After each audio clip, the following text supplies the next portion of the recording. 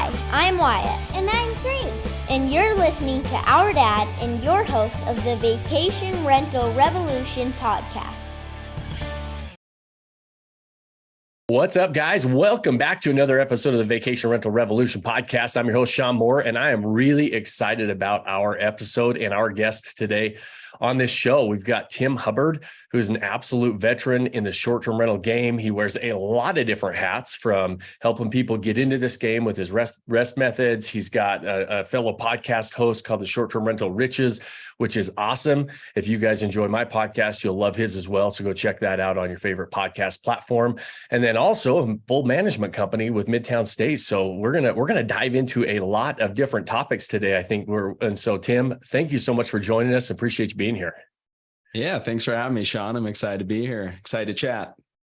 Absolutely. So Tim's a veteran in the space. Like we were talking before we hit record, he's been in this, it's gotten really, really popular post-COVID, but Tim really dove into the short-term rental game pre-COVID. And so we'll have you dial back the clock and let us know what kind of led you into the short-term rental game. And so we're, there was a lot of Tim and I say, I was telling him, I've heard a lot about him, listened to his podcast, big fan of everything you're doing, Tim. And this is our first chance to actually have a conversation. So you guys are probably just I'm going to just be, hopefully you enjoy the conversation. I've just got a lot of questions for you, just from a fellow, somebody else that's in this game and running down this road. So I think we'll have a lot of fun. But if we could, Tim, let's dial back the clock and maybe tell us the backstory. What was the backstory? You have a really fun journey that is unlike a lot of people's. And so I'm excited to share that with the listeners, but let's dial it back and kind of dial where we came from and what led us to where we're at today. Yeah, sure. So I guess my real estate journey sort of happened before I even knew about real estate. That kind of sounds weird, but when I was in high school, I went and lived in Spain for a little bit. I got a great opportunity to live with a family over there, and it sort of just changed my outlook on life, where I realized that everywhere's different, every city's different, every culture's different, foods, smells, sounds, languages, everything. And so I always kind of wanted that opportunity to be able to travel freely when I wanted. And so I went down quite a few routes trying to get that freedom, really is what I was searching for. So I studied international business.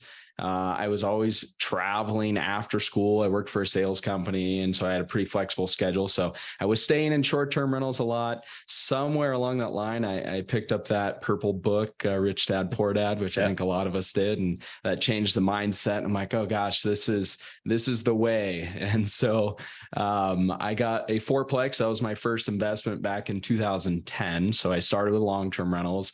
It was a foreclosure. I did the sort of house hacking method, right? I moved into one of the units. I renovated the other ones. Didn't have a rent payment, ever since basically the first property I got. And so been really fortunate. I was also fortunate I got in a good time, right? At 2010, that was right after the last crash. So prices were quite a bit lower. So I did that for the next 4 to 5 years. I was slowly building a long-term rental portfolio. I started working as a commercial real estate broker. So we did a lot of really big transactions with apartment buildings, shopping centers, land, all kinds of different things. And I got a lot of good back-end experience on that. I'm running numbers. And I'm from Sacramento originally, Northern California. And so that's where I started investing. And as the numbers and the market were kind of changing, I started looking for better returns. And so that brought me out to Tennessee, later on Oklahoma. And I think the big turning point, Sean, was in probably 2015, where I converted my first long-term rental into a short-term rental. And the numbers went through the roof, as a lot of us found out. And so I just kept doing that. And that was kind of my focus. And now, years later, I've sort of expanded. I've expanded internationally. So I'm down here in Colombia now. And I live quite a lot and quite a big part of the year in Brazil. And so still doing short-term rentals, still doing real estate, and still learning as much as I can. Yeah. So you went from the commercial broker and building the long-term portfolio, using that income to, I'm assuming, stack those assets and buy those assets. And then somewhere along the way, you decided you wanted to kind of live that nomadic lifestyle, right? And we didn't, was that pre converting into the short-term rental game, or was that post after you started really getting into and staying in a lot of those Airbnbs? Yeah, no, that was definitely pre Airbnbs, although I had been staying in a lot of Airbnbs over the years. Yeah. So I was investing in long-term rentals, traveling whenever I could, staying in short-term rentals. And it was actually when the light bulb sort of went off. I was in a new market doing some property analysis, meeting with property managers, looking to invest in some long-term rentals. And I was staying in a short-term rental. And I knew what I was paying, obviously, because I signed up on Airbnb. Yeah. And I looked up the property just for fun to see what its cost was. It was a brand new property. It was a nice property. And I'm like, oh my gosh, this guy's making way more than I'm making looking at these other potential long-term investments. And so it was at that point that I'm like, I'm going to try this. And I had some properties already that I thought were a good fit for short-term rentals. And so back in California, I was living out in the suburbs, but I had some properties downtown.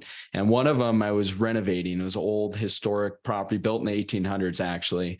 And so it was cool. I liked it. And my idea was I was going to renovate it and I was going to move into it, was my original plan, because I sort of wanted to be downtown. I wanted, to be next to things. But at the same time, and I had sort of discovered the opportunity with short-term rentals, I said, I'm going to try this one on Airbnb. If it works out, I'll keep doing that. If it doesn't, then I'll just live in it, because that's what I was going to do. And that was 8+ years ago, and haven't really looked back. So that's awesome. And those were in you said in Northern California, right? Sacramento area, kind of hometown. And then you went into, from there, did you start to convert some of the long-term rentals that you mentioned that you started looking at in Tennessee, Oklahoma? Did you automatically switch the entire portfolio over? Did you say, okay, some of these are going to still work better as long-term rentals, and I'm going to start building from there? And so you have a mixed portfolio. Yeah. So I hadn't invested out of California at that point. My whole portfolio was there. I maybe had like 10 to 12 units. And so I started converting them there. And my first acquisition outside of California, I bought specifically to do short-term rentals. So it was an 8-unit building, also historic, sort of the same vibe I had going in Sacramento. Needed a ton of work, and it had all long-term tenants in it. And so I like that backup strategy. It's a little harder to do today with the way interest rates and prices are, but I bought that property as a long-term rental, which made the financing easier. It was occupied, and the banks, they like occupied properties when you're trying to get a loan. So that made that easier. But I went into that with the intention of converting them all over to short-term rentals. And that's what I did. And that property's worked really well. So I sort of just kept doing that. And when was that roughly? What time frame was that? That was probably 2017. I got that. So I think I started with the first one in Sacramento in 2015, started converting more and more of those units over. And then 2017 made the jump out of state and started looking for other opportunities. And then when did you make the jump internationally? So if that was, at what point did you decide, okay, we're going to really start? And what brought you there? What made you think about investing internationally? Like you said, you're in Colombia right now. I'm super interested to hear the backstory on that. Mm-hmm. Yeah, I traveled a ton. I think I've probably been to like 80 countries now, and a lot of them I just kept going back to. And Colombia, where I am now, is one of those ones that I just kept coming back here. And every time I was staying a little longer. And so not long after I did that 8-unit building, maybe a year after it was fully functioning, I didn't really need to be there anymore. I had set up some team members to help me with the management. And so I just decided to come down here, and that's when it became more permanent. I'd say 2018. Nice. And then did you start buying properties there? Like when you're, when you're buying internationally, you've got different property ownership rights, being non-citizen of certain countries, different financing options, like navigating some of that, on the backside, analyzing the properties, setting up to create a unique experience, marketing them, that's all pretty congruent for wherever you're at. But acquiring the property is a little bit different. Yeah, no, that's a good question. So I did buy a property down here around that time when I came down, but actually all of my investments are pretty much focused in the US up until more recently, because we can get financing in the US and there was excellent financing opportunities. There still are, in my opinion. And it just was easier to do it in the US. Like you said, there's a lot of differences going outside of the US, the laws are different. Yeah. The languages are different and everything. And so most of my portfolio, even up until today, is in the US. We just recently, actually last November, signed for a nice chunk of land here where we're planning a development for 15 short-term rental units. And so we're still working on that, but I'm really excited for that one. Nice. Well, I'm really curious to hear your thoughts and kind of your experience with managing these types of properties, especially from afar. And I know that you help people manage properties. I personally don't manage any of my own properties. I hire property managers for all of our properties. Always have, just always, I've always kind of been of that mindset that they're going to do a better job than I am, and let them take that. And, but it's our largest expense by far in a way is our management fees that we pay out. And so, I know that you've got, and you've seen from when you started, because, I bought my first one back in 2006. So we've been buying properties in this game for quite a while, right? We started in short-term rentals in 2006, and I've seen a lot of changes along the way. One of the most drastic changes is the tools available, right? The technology tools available to manage some of these properties, but there's still a human component to management. So I'm curious some of your thoughts on that. And as people are like kind of considering what, your own experience, like you said, most of your properties are over in the US and you're in Colombia right now, and I'm assuming, you've got your own kind of management team and partners, but what does that look like for you? Yeah. Well, it's a good point you brought up. I mean, when you started the technology just wasn't there, right? It was totally different. I mean, we weren't even using digital locks back then, for the most part. Right. And so the tools, there's so many tools available now. And as you know, I mean, there's like new ones every single day. Yeah. So in my opinion, well, I guess the first thing is when I left California, I still had properties there.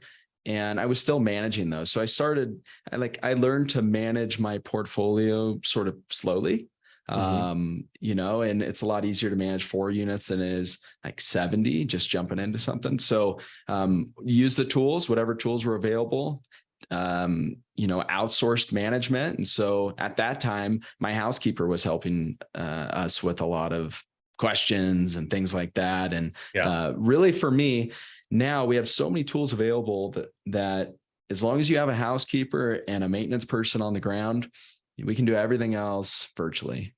Yeah.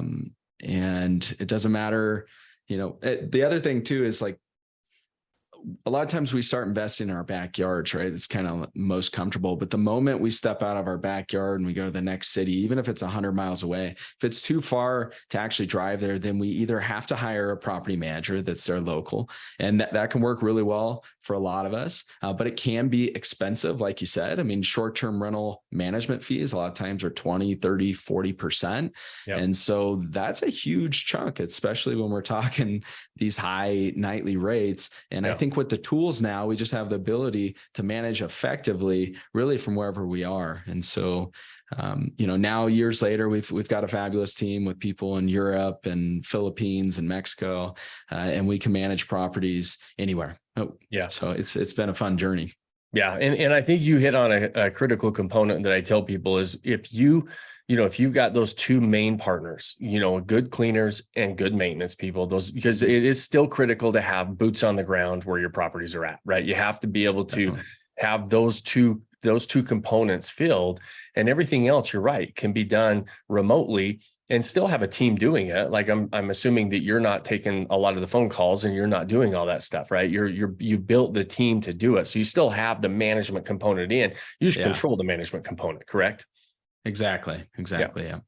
Yeah. I think sometimes, and I do think it is a little misleading at times when we hear people talk about, I manage my properties and it takes me, 15 minutes a week and I can manage a portfolio of 20 properties in less than a couple hours.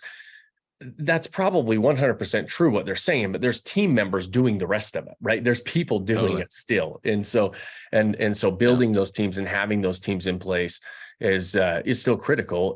But putting the teams together yourself, I think to your point can be a lot cheaper than just doing more. What I do is bolting on a full service property manager that's going to charge me 30% every time. Right. Yeah. Yeah, no, totally. I mean, for most people, assuming you have a good housekeeper and a maintenance person, which are a lot easier to find now too than they Yes. used to be. Yeah. I mean, a whole service industry has been developed around short-term rentals now. Yeah. 10 Yeah. years ago, if you tried to find a housekeeper, you were probably finding someone that came from the hotel industry Exactly. or something like that. So I think there's way more websites and resources to find those on the ground people now. And then outside of that, the biggest thing that intimidates a lot of people is the communication, right? A lot of getting the phone call at 3 a.m. because the toilet's clogged or whatever it happens to be. So we always recommend, for anyone self-managing out there that wants to self-manage, is to hire that position first. And now we live in this, completely global world. It's easier than ever. And there's a ton of amazingly talented people all over the world.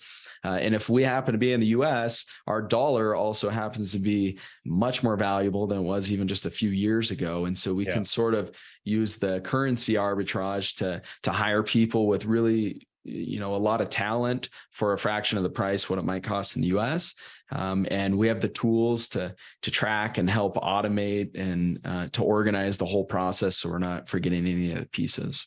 Yeah. And you mentioned some of the resources even to find those people, like Turnover B&B. I mean, that's just kind of exploded the last couple of years, where you can tap into and you can find both maintenance and house cleaners on there, right? I mean, it really was put together for house cleaners in a lot of markets where you can tap in and find really good cleaners that are willing to, that understand this game in the hospitality space. Are there other resources or tools that you really love on the management side that are kind of your go-tos? Yeah. So, I mean, our main programs that we use, a property management software, so something that's going to integrate all of our calendars. Pricing software, I think, is incredibly important. Dynamic pricing software. So we use Price Labs. I would say though, I don't think it's not like you can just set it and leave it. Totally right? agree. We use, maybe when it first started, no one else was using it, but we actually need to know how to use it properly, first of all, and know our market well. So I think it maybe gets you 70% of the way, but we've got that other percentage we got to do. And then in terms of managing things remotely, in regards to the operational piece, I'd say Breezeway for us has probably been the most important, the most crucial. Breezeway helps us with maintenance and housekeeping. So all of our housekeepers, they just pull it up on their smartphone. They've got a checklist customized to that property, whether it's a 10-bedroom house or it's a 1-bedroom apartment. We can create a perfect checklist for it. They can upload photos if there's some sort of damage. If the guest checks out late, they can tell. I mean, it really can handle the whole process. So I would say managing from afar, Breezeway, or some software like it. Now we have a whole bunch of different options is going to be really important. Yeah, that's awesome. And I love Breezeway. We were introduced to them from some of our members. And I love that what you said about a lot of these tools, and Price Labs being one of them. It seems to be one of the, the most popular in our mastermind community, those members of ours that manage their own properties. We're a big proponent of price optimization tools. There's a lot of them out there, but we always say you still need to understand the market, because sometimes, like you said, it gets you 70 to 80% there. You still have to understand where you need to make those tweaks, and where sometimes you got, these wild swings in pricing. We have one of our members that was showing me, they're like, man, I go from $200 a night to $2,500 a night in the same week on a property in Broken Bow. And I'm like, that's crazy. Something's off, right? It doesn't. And so you have to really dial it in and say, okay, this is, it's pulling some odd things right now. So we need to be able to go adjust it. And that's why it's always really important to still be able to understand the data, right? I always, that's one of the biggest changes that I've seen over the years from when we started. There just wasn't data available. Like it was really hard to find any data for comps, for pricing, for anything, right? Even when we were buying these properties, and we were kind of having to figure it out on our own back in the day, especially in 2006. And now fast forward to today, that there's a lot of data tools out there. I think some of the issues with them are that they want to make it to where we can press the easy button. They want to be just always plug and play. And we've got to be able to kind of peel back the layers of the onion a little bit and understand, and use that data to make really good investment decisions. And we can use them for all kinds of decisions along the way. But, being able to extract and figure out what it's really telling us is important as well, instead of just always wanting to do the plug and play with a lot of these software tools. Yeah, I agree 100%. I mean, I'm just thinking of AirDNA, and some examples of, people asking us, how do you think this property will do? And maybe I just remember one example I looked up, it was like a duplex or something like that. And I typed in the address and it gave me returns as if the property was a single family home, which is totally different. And so those little things we got to dial into. I think one of the things that we do that makes us more comfortable with the way that we price our properties is by creating a comp set, one that's comparable in the market. So where we can take the highest performing properties in the market, and then we can take like the average performing properties in the market, see how their pricing's doing, see how their occupancy's doing, and then base ours around theirs. But also, see what those top performing properties have that might be different from our properties. Do they have a pool and ours doesn't? Do they have a game room or whatever it is? So tons of data. I totally agree. This was not available back in the day, not at all. Not at all. And now I think there's so much, we just have to know how to use it and kind of fine tune it. Yeah, that's awesome. One thing that I always, working with it, we work with, in our mastermind group, we've got about 2,500 investors across the country. So that's a large buying group, right? And a lot of us follow the same underwriting criteria. We follow some, like, figuring out those locations. But I always tell people, even though we're following kind of the same blueprint and the same process to build these portfolios of short-term rentals, our portfolios look completely different. And, I heard you talk about getting started with kind of multifamily properties, duplexes, fourplexes, eightplexes, right? My portfolio, I've never had a short-term rental that wasn't just a standalone single family home. And I've seen, and especially working with as many investors as we've worked with, there's success throughout all those different types of markets. There's not one size that is perfect for, okay, that's the perfect investment. There can be the perfect portfolio for your investment goals. And it sounds like you like those, the projects that have, multiple units, or like you're working on the development now that's more of a community. I'd love to hear some of your thoughts on that. And if it was just you kind of rolled into that and it's comfort and that's where you stayed, or if there was a reason for that, and if you're excited about some of those opportunities with those types of properties. Yeah, that's a great question. I think, one of the points there is that there's just so many use cases for short-term rentals. I mean, there's people living in short-term rentals, which I think is really exciting now, not just traveling in them, but there's people visiting them for work. There's people displaced because of a fire and their homes being rebuilt, or there's people going on vacation for a week, but now maybe that week vacation becomes 10 days because people can work from there as well. And they can travel with the whole family. So there's just so many use cases. And I think it can work no matter what style property you have. I got into the multifamily space originally because I was buying those investments just based on cash flow. And they were in affordable markets where it was easy for me to get a loan because I took the numbers from the property, gave them to the bank and said, hey, look, this is positive. A lot of times that's maybe not the case in the short-term rental space where you buy $1 million home on the beach.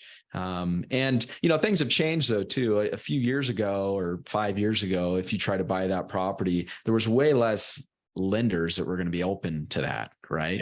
So that part's definitely changed, although interest rates are a lot higher now, but at least people or banks have understanding that this isn't going away. Like, short-term rentals have been growing and continue to grow because people enjoy the experiences. We're more mobile than ever. So I guess, in a nutshell, there's just so many use cases that can work anywhere along the way.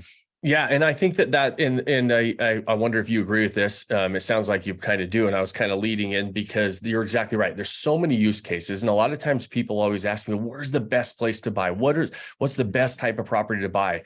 And I always say, buy in an area that you enjoy and buy in a property that can target who you are as a target audience, right? You should be part of your target audience because you understand them. Because at the end of the day, just having a property in a great location is not going to make you money in this game anymore, right? We have to now go figure out how to develop and put together a unique experience for a target audience, whether that's the vacationer, whether that's, couples getaway, vacationers for, multifamily vacations, whether that's the digital nomad or somebody that's coming in and going to be living in the Airbnb for a while, or the short-term rental for, a month or more, right? There's all kinds of different use cases. And if you understand your target audience, you're going to be able to set that property up better. You're going to be able to articulate it in your marketing better. And that's why, I would never do good like buying, like I don't like to travel with big groups. And so I don't really buy big properties that host big groups, because even though I've seen them be super successful, it's just not who I am as a target audience. And so I like to buy properties that I can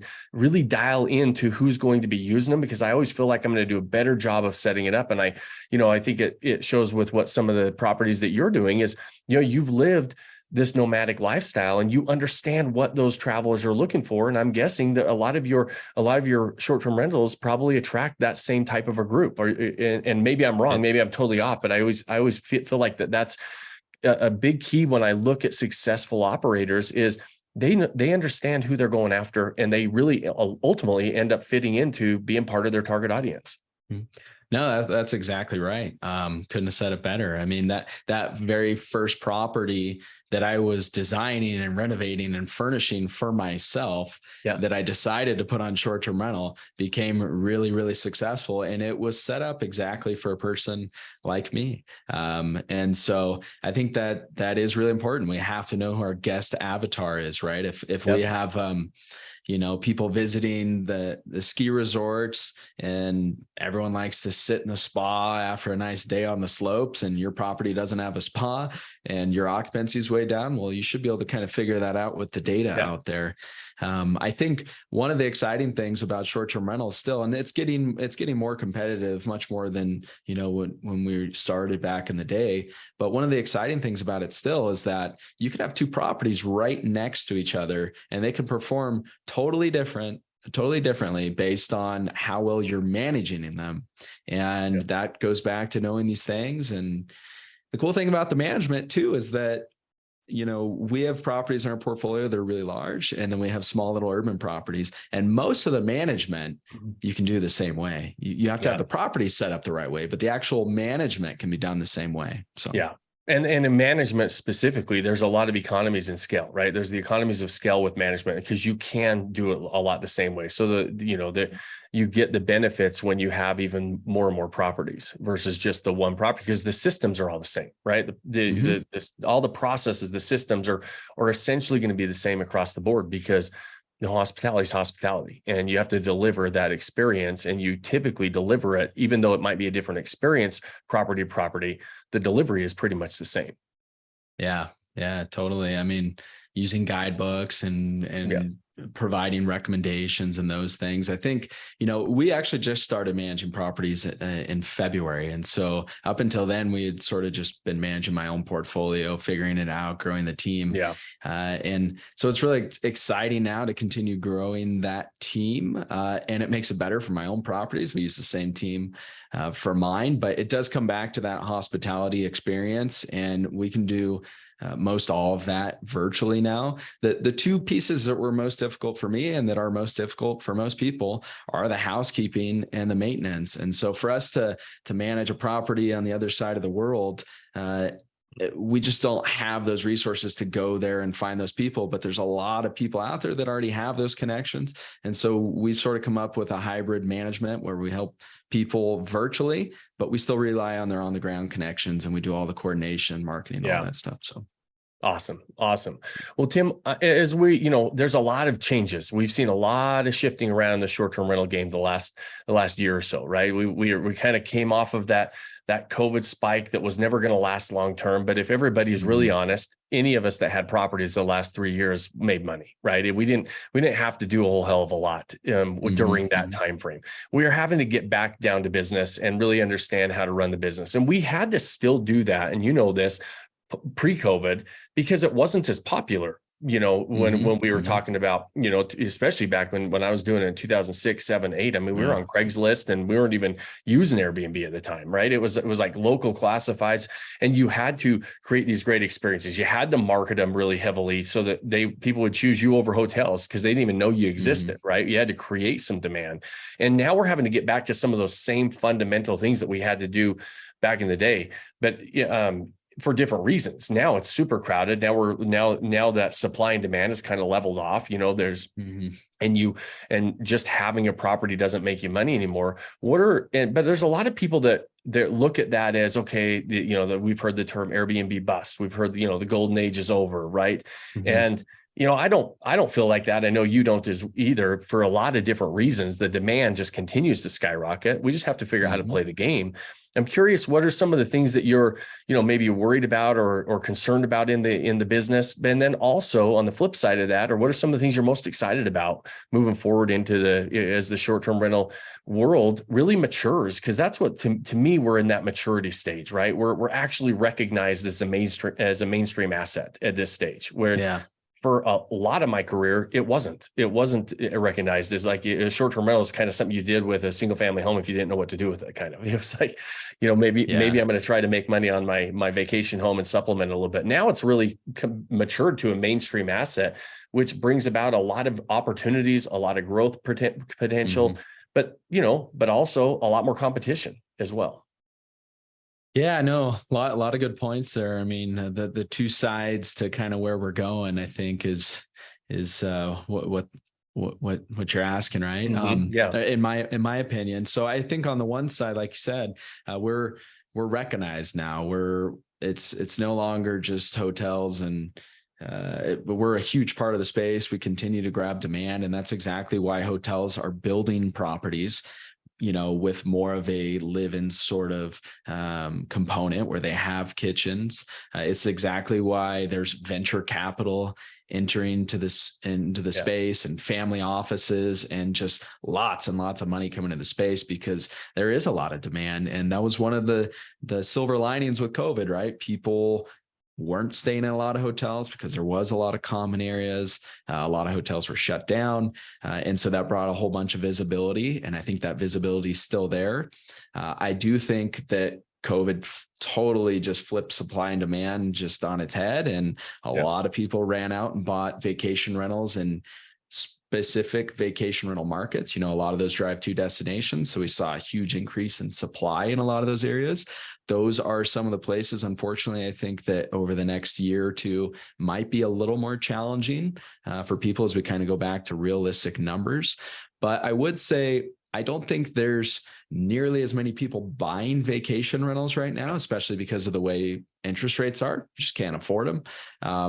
And there's also kind of that fear out there, that there is an Airbnb bust, which I don't agree with either. But I do think for those that have short-term rentals right now, we're in a pretty good space because the demand's still there. And as long as, even if you're in one of those markets that's been more challenging, I think it's going to get easier for you because less supply is going to come on the market over the next year or for a while. So, I guess supply and demand, it all kind of comes down to supply and demand, right? Yeah.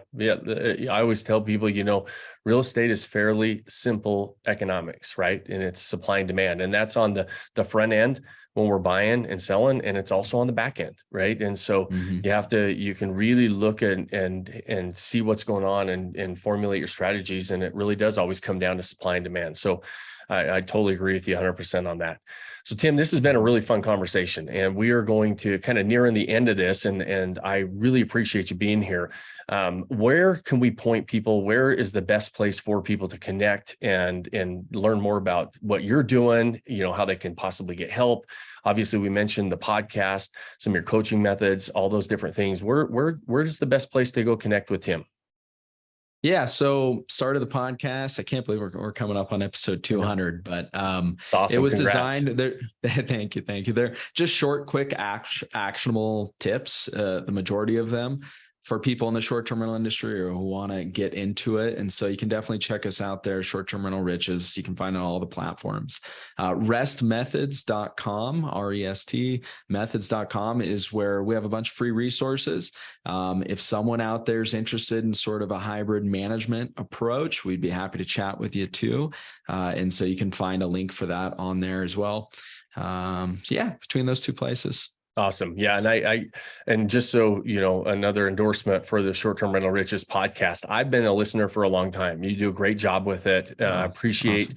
The time you spend on it and appreciate the information that you put out there. It's well done. And anybody that's listening to ours right now, I know you guys will really enjoy Tim's podcast as well. So go subscribe and be a listener on that channel. So guys, let's at the end of every episode, Tim, I always ask all of our guests, especially, and I love when we talk to somebody that's been in the game for a little while. If you go back to your 20-year-old self and all the lessons learned and different things that you've gone through, and give yourself a piece of advice, what would that be? And if you could go rewind the clock and say, here's what I would do, maybe a little different, or here's what I would, maybe not do different, but what I might actually do instead, or what, anything in between. Yeah. Well, if I can just kind of break this into two pieces, maybe I would say I don't think any of us can really accomplish great things without having some sort of motivation. That's not, we know that there's plenty of rich people that aren't happy, right? And so for me, I that was exploration, I guess, traveling. And I luckily stumbled across that when I was really young. And so that's sort of been my motivation. It's been nice that it's sort of just turned into real estate because, staying in all these short-term rentals. But had I not have that, or actually to have expedited my real estate, I would say, had I looked for some sort of mentor, right in the beginning, maybe after reading Rich Dad, Poor Dad, and just finding someone out there that's doing it, and trying to help them in some sort of way, working for them for free, doing whatever you have to learn everything that they've learned, so you don't have to go through all the mistakes. I think that's the easiest way for us to just cut timeframes down and to achieve things easier and faster. Nice. I love it. And great piece of advice. Couldn't agree more. It's one of those things that I wish I learned sooner. I was kind of that blue collar guy that grew up and figured like, oh, I can just figure this out on my own. I'm going to roll up my sleeves and I'm going to get dirty and I'm going to figure it out. Right. And I wish I would have found mentors a lot earlier in my life, or at least not, they were there, right? I didn't go and seek them out and figure it out. I was saying, okay, I'm just going to put my nose down and do this on my own. And then when I started hiring mentors and coaches, and like now I spend multiple six figures a year for mentors and coaches because I see how fast I can accelerate really what I'm trying to do, finding those people that are doing what you want to do, and make sure it's people that are in a position where you want to be, right? And so totally agree, because you can really accelerate your progress versus trying to do it on your own. And so, and I love the advice of saying, go work for somebody. Go do things for them for free. Go help them out and seek out mentors that you can even work for, work under, and learn along the way. It's a great way to get mentorship, right? And so, I really, really appreciate that piece of advice. So guys, we are wrapping it up today. So this has been a really fun conversation, Tim. All of you, we will put restmethods.com as well as Short-Term Rental Riches, the podcast, in the show notes, so you can go track Tim down and start following him, see what he's doing. And as always, you guys know, we know how valuable your time is. We know how valuable just even listening to these podcasts are. We hope you gain value from them. We appreciate you spending your time with us.